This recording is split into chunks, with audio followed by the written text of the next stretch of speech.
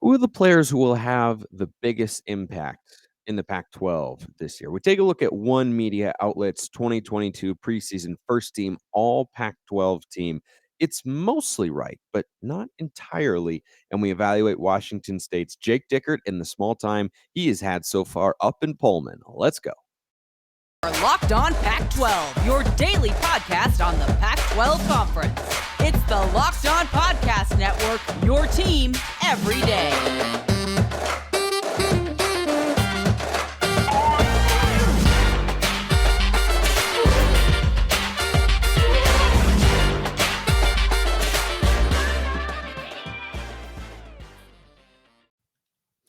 Welcome, everybody, to another episode of Locked On Pac-12. I'm your host, Spencer McLaughlin, D1 play-by-play broadcaster. Thanks for making this your first listen or your first view of the day. Part of the Locked On Podcast Network, your number one source to stay up to date with the Conference of Champions. Like, comment, subscribe wherever you're listening to or watching the show so you never miss an episode or a video. This episode is brought to you by Bet Online. Bet Online has you covered this season with more props, odds, and lines than ever before. Bet Online, where the game starts. So Athlon Sports came out. They're just like a sports online media company and whatnot. And they released their preseason first team all Pac-12 team. And I usually see these things and think they're mostly ridiculous. There's just, it's some clickbait or they're not fully considering stuff.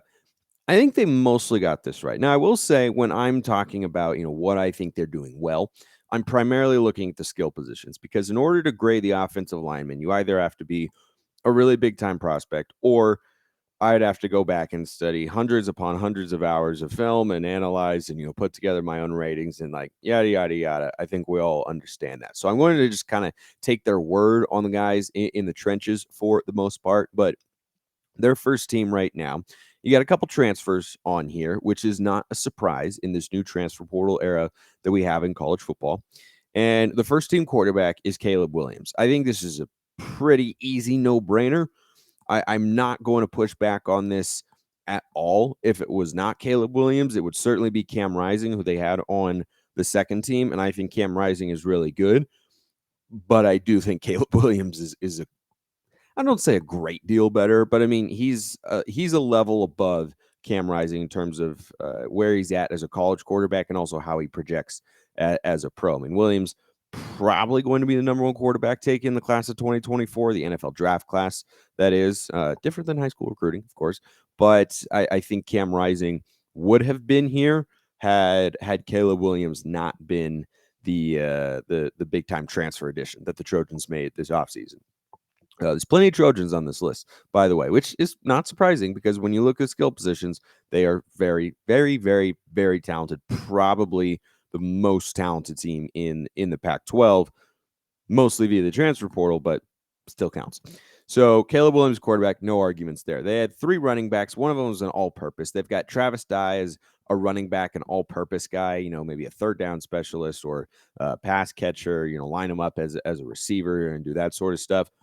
I think that's the right selection there. But the two main running backs, Tavion Thomas and Zach Charbonnet. And what's interesting there is that Dye was very productive a season ago, and he was most of Oregon's offense. So I think he had a case to be above Zach Charbonnet. But I think if you're talking about pure running backs and not overall players, like I think they have that situated correctly, where Dye is a running back / all-purpose guy who's going to do a little bit of everything, whereas Tavion Thomas, Zach Charbonnet, those two are just bell cow running backs who are going to be focal points of their offense this year. They absolutely should be because they are so darn good. And, they're well-rounded too. I mean, both are capable of catching passes, but, not in the way that like a Travis Jones does or some other running backs we've seen over the years who you look at and say, like, oh, he's probably a third down specialist. Like Charbonnet and Tavion Thomas, I fully expect to make the NFL and, be solid players there, but they're going to do a lot of their damage between the tackles. And there's something, kind of old school about both of those guys. You give them the ball and they just want to punch you in the mouth. They want to be physical. They want to run between the tackles, run through contact. I mean, when Charbonnet was rolling last year, he would run through arm tackles like it was nobody's business. I mean, it was just easy for him. And Tavion Thomas, same sort of deal. I think Thomas had a slightly better offensive line. I'm not taking a shot at Tavion Thomas. He's a really good running back. But I love both of those guys. The way they're built, they're explosive, they're powerful, and they run determined. And I think that's what makes them so good. And definitely agree having them on the first team, because those are the guys I would most want in the conference as well. Wide receivers, they've only got 2, which seems a little bit odd. They've got Jordan Addison, 2021 Biletnikoff winner. That's, again, pretty easy selection. The Pittsburgh transfer who comes into USC. And then the other first teamer, this was a little bit of a surprise. They have Jacob Cowing. Now, Cowing is down at Arizona. He's coming over from UTEP, where he had a 1,000-yard season, and he was very good for the Miners down in El Paso. And I think is one of the, kind of premier weapons that Arizona will feature in the offense this year. The reason I was hesitant when going through the list of saying, like, that's a first-team performer preseason is we don't know if Arizona's offense is going to take the step forward that many people would like it to. Now, do I expect it to? Yes, but it's still relatively unproven. I mean, Jedd Fisch has NFL experience. He's been on these staffs, right, with Bill Belichick and Sean McVay, but he hasn't been a play caller a ton. I mean, he has background as a play caller, but that's the weakest area of his coaching evaluation that I did within the last week or so on the show. You can check it out on the YouTube channel if you want to find it. But that's by far, because Arizona was bad when he got there, right? But the other side of the coin is other coaches come into a bad situation and they don't completely turn around in a year like Jim Harbaugh did at Michigan, where they won 4 games and then he came in and they won 9 or something like. But that's a little bit more rare. And USC fans, of course, hoping that Lincoln Riley will be able to do that down in LA for the Trojans. And with the transfer portal, it's going to make it a lot easier for him to do that for sure. But schematically is where I still have questions about Jedd Fisch. And so when I look at the list, because, they still went 1-11. They lost to NAU. Like, you should be able to out-scheme NAU. You still have better players, even if Arizona's down. So when I look at the list and I see, Jacob Cowing, first-team wide receiver, it's assuming something that I don't think is quite a given. I expect it to happen, but do I know that it will? No. I mean, their offense was just not where it needed to be a season ago, but now they have Jaden Delore, so it's better. But I feel like Cowing was kind of one of the bigger surprises on that list. Tight end, they've got Brant Kuithe. That's what the pronunciation guide has got on UtahFootball.com. So that Kuithe, Kuithe, just the way we're all taught to use the English language in grade school. Great tight end prospect, 611 yards, 5 touchdowns a season ago. He was second team. He's been on the second team, I think, 3 years in a row, actually. And his teammate Dalton Kincaid is on the third team. And I think both are very talented guys and, worthy of being recognized on a preseason all-conference list. But there's somebody I think is getting short-sighted here, and I'll tell you who that is. But first, I remind you, this episode brought to you by Bet Online, your number one source for all your betting stats and sports info. Find all the latest sports developments, news, and odds, including this year's basketball championship, the NHL Hockey Conference Finals, Major League Baseball, Go Mariners, and, of course, all the latest fighting news from MMA and UFC to boxing. Bet Online is your continued source for all your sports wagering information, from live betting to playoffs, esports, and more. Head to the website today or use your mobile device to learn more about the trends in action. Bet Online is where the game starts. The guy I think getting shortchanged here, not that I don't like Kuithe, is Luke Musgrave of Oregon State, who I think is going to go to the NFL and really have a nice, solid career. He might need to develop a bit as a blocker, but I don't know about a ton. Oregon State ran the ball very well a season ago and projects to do so again with him in the mix. People always forget, right? You think running the ball, you think offensive line, you got to have a tight end who can get in there and block as well. And from a pass catching perspective, at least, I think Musgrave is really, really good. They had him on the 4th team, and that's way too low. That is way, way, way too low for a tight. I think he's at least one of the 2 best tight ends in the conference at the very least. So I thought he got shortchanged a little bit there. Offensive line went all over the place. No surprise, looking at the offensive line units from a season ago. Who's on here? You got Jackson Kirkland from Washington. That's an easy one. Alex Forsyth Alex Forsyth and TJ Bass from Oregon. They have been anchors on that Oregon offensive line for quite a while. Braden Daniels at Utah, stud, and Andrew Voorhees down at USC, who I think the Trojans are, hoping is going to kind of anchor the offensive line unit that is probably the biggest question mark for the Trojans this year offensively. I mean, you got quarterback, you got running back, you got receiver figured out. I think tight end as well. How much they utilize tight ends is an interesting question with Lincoln Riley down there, because he's used them a lot in the past, but USC has not, or at least a season ago they did not, throwing the ball quite a bit. So I think that's an interesting thing to see how that plays out. But Voorhees definitely the best offensive lineman that USC's got. No complaints on any of those guys there. Kick returner and punt returner, they have two different guys actually. Punt returner DJ Taylor down at ASU. I'll be honest, I haven't seen a ton from him, so I won't push back a lot. But kick return is the guy who I might have slotted at punt return. That's Kaz Allen. He is so explosive and really poised to be a feature player this year in UCLA's offense. I think that when you look at the explosiveness he has, the speed he has, and how he fits into the Chip Kelly offense, I think it's a pretty seamless fit. And we've seen that, so far in his career.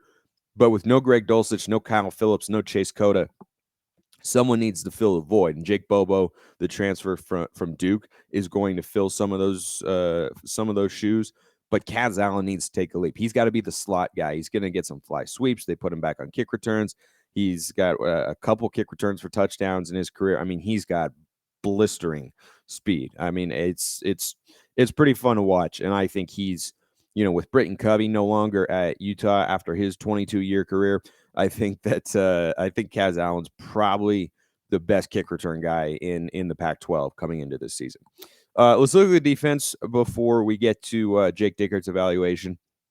And speaking of the Cougars, they're undergoing, I think, a little bit of a cultural shift. Like they are, but they aren't. I think Dickert and their DC Brian Ward are just doing a better job with the defense, but they're still going to, I think, throw the ball a lot with Cam Ward this year, coming in with Eric Morris, and I'll get to all that a little bit later. But how about them having Ron Stone, preseason first-team All-Pac-12, this, again, according to Athlon Sports? I mean, 4 or 5 years ago, when Washington State was good with Mike Leach, would you ever have imagined them having a position on a list like this that was not quarterback or receiver or offensive line? Not really. But here's Stone on the list, the only actual edge player listed on the defensive line. They just kind of put 4 defensive linemen in there, regardless of position. The other ones are Brandon Dorless of Oregon, who was the highest graded interior defensive lineman a season ago. He can slide out and play end, but he's best on the inside. And then they've got Tuli Pulotu from USC, and then cut me some slack here. Tuli Ledululi Gasanoa from Washington. Those are the big boys they've got up front on the defensive side. Again, all 4 listed as defensive linemen, and Ron Stone, kind of the only edge player there. Maybe I think they're just kind of going off position there. Linebackers, they've got 4, and I think these are all the correct choice. I think USC fans might say, well, what about Shane Lee from Alabama? I think we just haven't seen enough from him yet for him to get on the first team here, because Pac-12 really has a lot of really good linebackers. You got Jackson Sermon down at Cal, who's going to play for his dad, Peter Sermon, the Bears defensive coordinator. Omar Spates from the Bees, dude has been a stud. Noah Sewell at Oregon, probably a first-round draft pick. And then Zion Tupuola Fatui at Washington. Again, no arguments whatsoever there. In the secondary, they've got Caillou Blue Kelly, which is a phenomenal name up in Palo Alto for the Stanford Cardinal and David Shaw.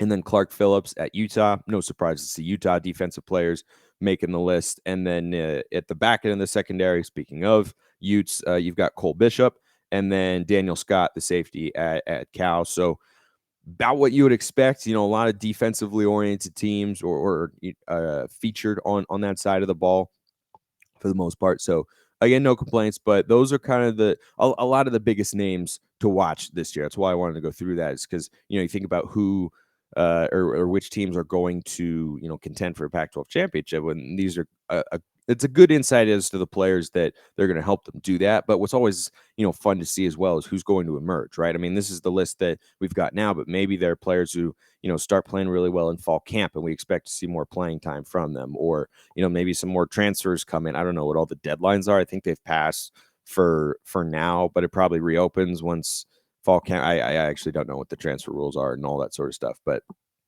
I think that's a good list. And I think offensively, they got it pretty darn right. Caleb Williams and Zach Charbonnet with Tavion Thomas and Jordan Addison in there. That Cowing was a little bit of a surprise, and Musgrave was a little shortchanged on the fourth team. But other than that, I usually see those things and think, oh my gosh, this is ridiculous. Who put this together? But I read that and I was like, yeah, I think that's pretty darn accurate. Don't know if I would have put together the list so differently myself. Okay, let's evaluate Jake Dickert, shall we? And it's been a short tenure up in Pullman, so he's kind of in this hybrid stage of being, is he a new cut? An upcoming segment I'll do, I don't know exactly the day, but, something that I want to do here on the show is, talk about expectations for all the new coaches. He's in that mix, but he's also, had some time, so I think there is something that we can evaluate so far. And again, I remind you, I'm a tough grader. C is average. I've given out plenty of C's, given out some C minuses, even a couple of D's, but I've also given out a fair share of, B's and even an A or A minus here and there, but that's very hard to obtain. However, I think Jake Dickert comes right up to the level of getting an A minus. I give him a B plus, and that again is not your high school, college 2022 B plus where you're like, oh darn, could have done a little. No. That's really good because I think Dickert has done a great job so far. An above 500 season in Pullman is always a positive for the Cougars, right? Not a recruiting power. Haven't been to a Pac-12 championship game before. Haven't been to a Rose Bowl in, gosh, it's been a while. I mean, anytime you're above 500, that's a plus. So that's always going to, catch my eye in a positive way and make me go, okay, yeah, he's clearly doing a nice job. But when you come in as the interim head coach and you go on the road to Washington and you don't just snap a 7-game losing streak in the Apple Cup, but you rout the Huskies. I understand Washington was down. They finished the year 4-8, but if they win that game, it'd be 5-7. Maybe it feels a little bit differently. But that was the final nail in Washington's coffin in the 2021 season, right? Because it was the last game they played. And it left a sour taste in their mouths. And yes, Washington State was a better team. They should have won the game. However, how many times Mike Leach was never able to beat Washington? How many times have we seen situations where Washington State should beat the Huskies and they don't? Dickert comes in, calls himself the interviewing head coach, rolls into Seattle, and absolutely obliterates Washington. I mean, that was really impressive. Just from a cultural standpoint, I think that shifted the tone in Washington State football with Dickert as a head coach. Like, we can do this, right? Because it just, I guarantee if you ask Cougar fans, I know several. My aunt is a big Washington State Cougar fan. So is my cousin. They're always worried going into that game. Even a year ago when they were favored and they should have won and Washington was down, they had those same feelings of like, I don't know. It's Washington. Like we struggle to beat them. You end a 7-game losing streak, you get big major points in my book. So B plus overall, and a big reason is not just that they were above 500, but that they beat Washington. Recruiting, and for those of you that have forgotten or haven't seen one of these before, I thank you for checking out here on YouTube or on the podcast if you're listening.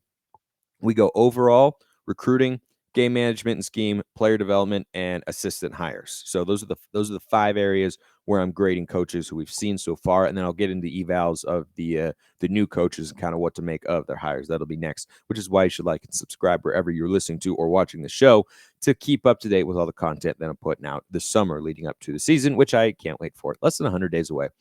I miss college football. Recruiting, I give Dickert a C. Again, this is so far, it's early, but, I'm checking out the recruiting class rankings that Washington State had before he was named the head coach or, became the interim head coach, and, what they did this year. And they're right about where you would be, around 60th in the country. I think if he was doing really well, he could crack the top 50 or maybe top 40, but that's a tough thing to do because Pullman is not a very easy place to recruit. The one thing that Washington State has in its favor, and the Huskies have this too, though they, increasingly are seeing the amount of in-state talent they have, or the top tier in-state talent going elsewhere, is Washington's kind of a growing state. I liken it to Arizona, where the population's growing and you just have, more and more good players coming out of those states. And I think that having more talent in your backyard is really essential, because it's hard for Washington State to go into a place like Texas and bring a player from, the Dallas area all the way up to Pullman, Washington. That's a really tough sell. But, so far, I give Dickert a C. He's been average. It's been fine. It hasn't really changed for better or worse early in his tenure. And I'm going to be interested to see whether or not that changes, because if he has another successful season, is he able to build on that? And is he able to get that recruiting ranking maybe closer to, top 50, maybe even top 40 range?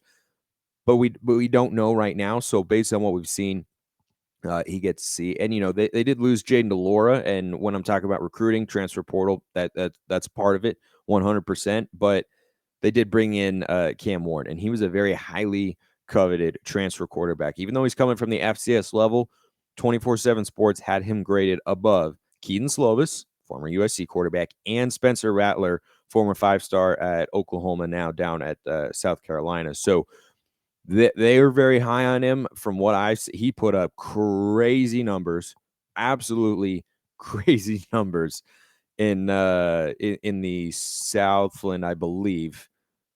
I think they were in Southland last year. They've moved to the WAC since then. But at Incarnate Ward, he was putting up absolutely bonker stats and was a highly coveted recruit. So again, C on recruiting. Game management scheme, I give him a B. The only reason it's not higher is it was still 7 wins. It wasn't a 9 or 10 win season. Whereas if you have that with a program like Washington State, or Colorado or Cal falls into this category, then I rate your game management scheme pretty high, because you're typically not going to dominate on the recruiting trail. Doesn't mean you can't bring in good players, but a lot of times, you look at like the JUCO transfers, or getting the most out of 3-star guy, but you don't have the big time recruits that USC and Oregon and Utah are bringing in. Maybe even a UCLA from time to time. You just don't have those sorts of resources. Stanford sometimes as well. So if you win 7 games, I got to think that your game management scheme is pretty good. And I watch them, and they're well coached. And the other thing is, the defense has made such tremendous strides. They have come a long way from what they were a couple seasons ago. And Coach Dickert comes from that side of the ball. And so seeing that improve leads me to believe, like, okay, he knows what he's doing on Saturdays. Another reason this isn't higher, and I give it just a B, which again is still above average. That bowl game was ugly. That was not one that Cougar fans want to remember. So I have to keep that in mind. But overall, so far, I'd give him a B. That's a good place to be. Player development, that's TBD. I can't grade him on, not even a full season yet on player development. So that will be something we'll have to revisit at a later time.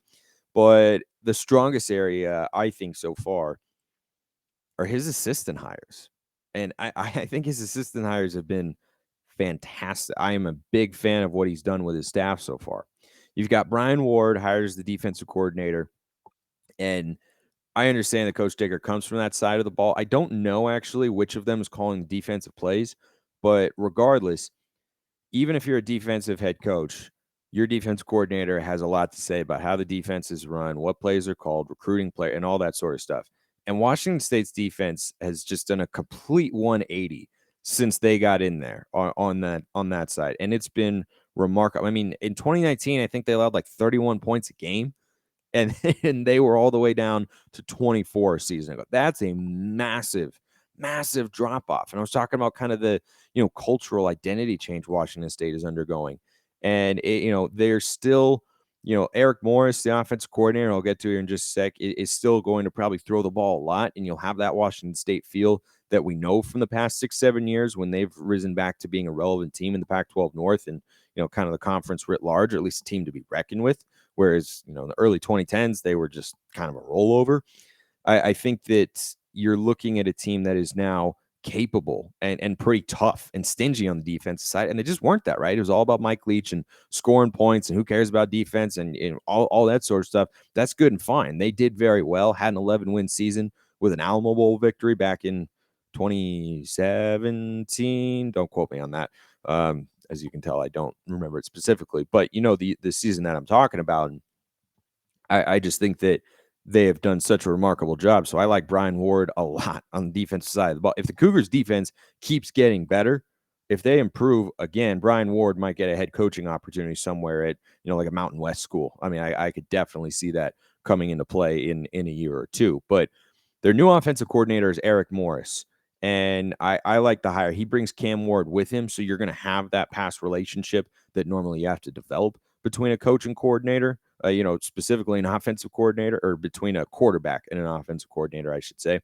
And, you look at what they did at Incarnate Word, they scored a lot of points. And you bring in someone who was a head coach at the FCS level, now is an offensive coordinator. I think it has the potential to work out very well. Now, could it flop? Sure. And anything could. But I think if you look at the body of work that they put together, I expect them to be able to score plenty of points. And I like that hire. So he gets an A-. Jake Dickert does with his assistant hires. I've really, really liked what he's done on both sides of the ball. And I think he's got Washington State moving in the right direction and poised for, a really solid season here in 2022. I appreciate everyone listening. I will see you next time and have a wonderful rest of your day.